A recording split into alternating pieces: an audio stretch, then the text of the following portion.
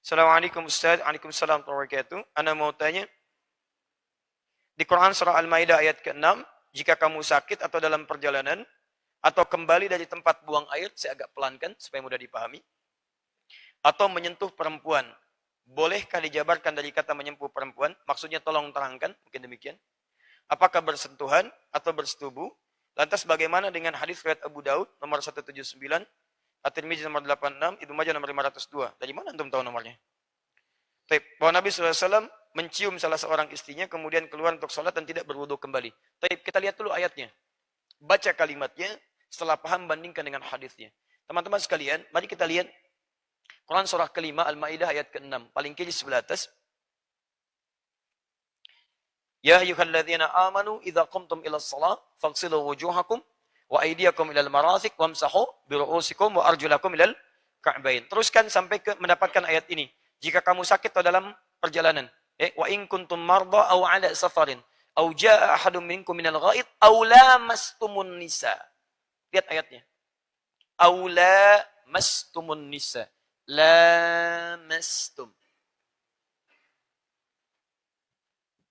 Tumun nisa. Ini dia. Ini kalimatnya. Atau Anda diterjemahkan di situ menyentuh perempuan. Menyentuh itu ada 3 kata. 3 kata. Satu massa. Massa. Ya massu. Kalimat massa pertama bisa ditemukan di Al-Baqarah ayat 214. Paling kanan sebelah bawah.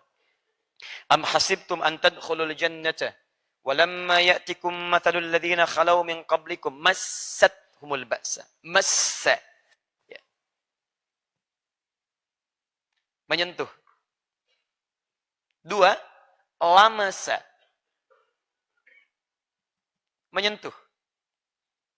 3, lamasa. Ini. Pakai alif. Lamasa. Yulamisu. Lemes. Nah, dia. Ini menyentuh. Baik. Apa bedanya 3 ini? Baik. Yang ini, massa, fokus karena ini tidak mudah.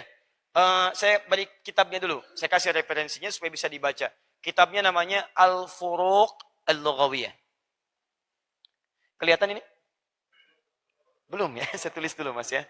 Saya tulis baru kelihatannya. Al-Furuq Al-Lughawiyah. Karangan siapa? Karangan Abu Hilal Al-Askari.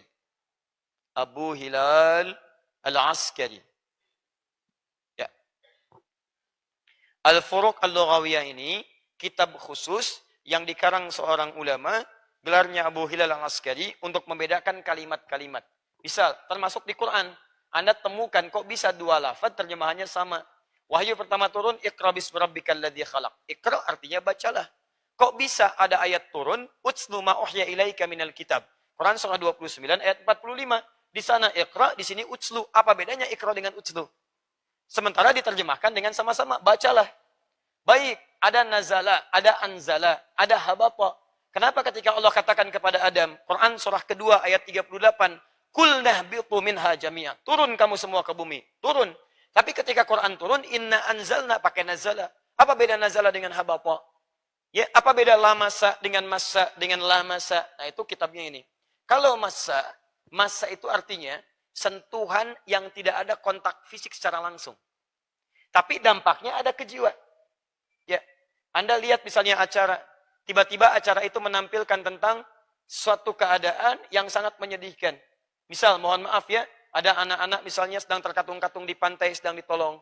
Atau misalnya ada orang kena banjir, atau ada orang kesulitan luar biasa. Tiba-tiba hati Anda kena kesuan dan menangis gitu. Ya, pernah ada suasana itu? Baik, tiba-tiba lihat ada iklan film India gitu kan, macam-macam. Wah, di balik pohon tiba-tiba ada suasana begini begitu gitu kan. Hati Anda ada rasa kegembiraan, ada tawa, ada macam-macam. Pernah seperti itu? Itu massa namanya, sentuhan yang hadir tapi tidak ada kontak langsung dengan bendanya. Ya, maaf. Contoh sesuatu yang membatalkan wudhu dengan massa. Anda lihat misalnya tiba-tiba sedang lihat handphone atau di TV ada gambar-gambar yang tidak elok dipandang dan sebagainya, ada sentuhan, gejolak ke dalam jiwa Anda misalnya. sampai ada pikiran-pikiran tertentu, itu bisa membatalkan wudhu. Itu massa namanya. Jelas ya? Di orang yang disebut dengan massa artinya tidak menyentuh langsung, tapi lengket dengan hasil dari apa yang ada pada objek itu. Walaupun tidak menyentuhnya langsung. Jelas ya? Makanannya enak banget ya. Enak banget ya. Kayaknya kalau bisa didapatkan, enak. Padahal cuma di menu aja begini. Ya, makanan tidak dimakan, disentuh juga tidak. Itu massa namanya. Paham ya? Baik. Ini satu. Ada sekarang diberi nama dengan nama ini. Messi. Ya. Lionel Messi. Dengan sentuhan ke bolanya, kuat itu. Ya. Luar biasa. Saya nggak pernah nonton yang begitu. Baik. Tapi lagi naik mengalahkan Ronaldo. Ronaldo sekarang sedang redup dia ya. Masya Allah. Golnya sedang tidak ada. Itu lain waktu lah kita bahas ya. Tapi saya nggak pernah nonton. Kedua, lamasa. Kalau lamasa, itu ada sentuhan. Sentuhan. Baik. Lamasa.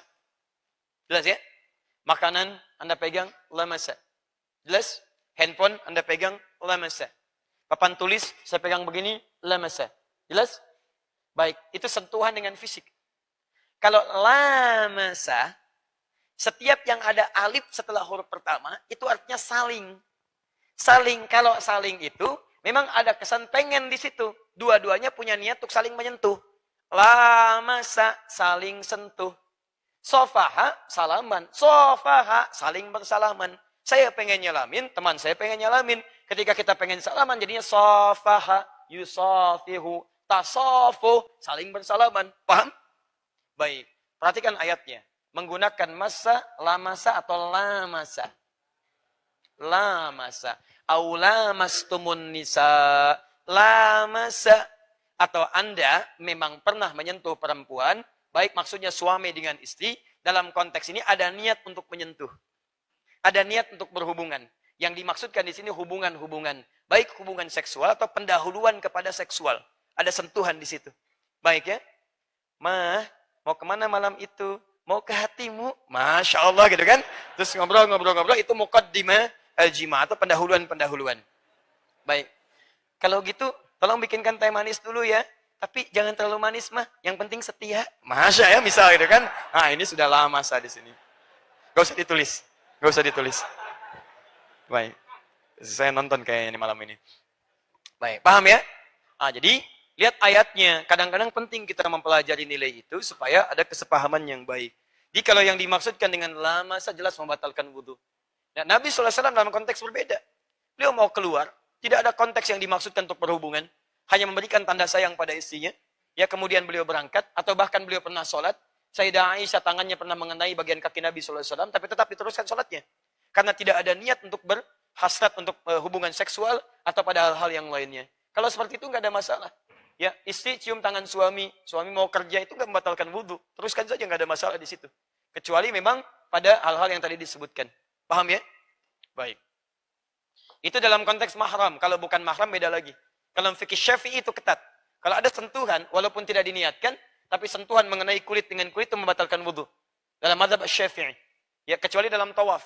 Itu ada pengecualian. Misal Anda teman di kantor misalnya kan, dan sudah berwudhu, lewat sentuhan, atau sengaja bersalaman. Walaupun sengaja bersalaman, tapi tidak ada hasad seksual, itu dalam fikih Syafi'i sangat ketat. Berwudhu kembali. Karena memang tidak diniatkan, tapi kadang-kadang memberikan rasa tertentu. Ya, sentuhan, setan masuk, dan sebagainya. Berikan gambaran ini, itu, dan seterusnya. Paham ya? Taib.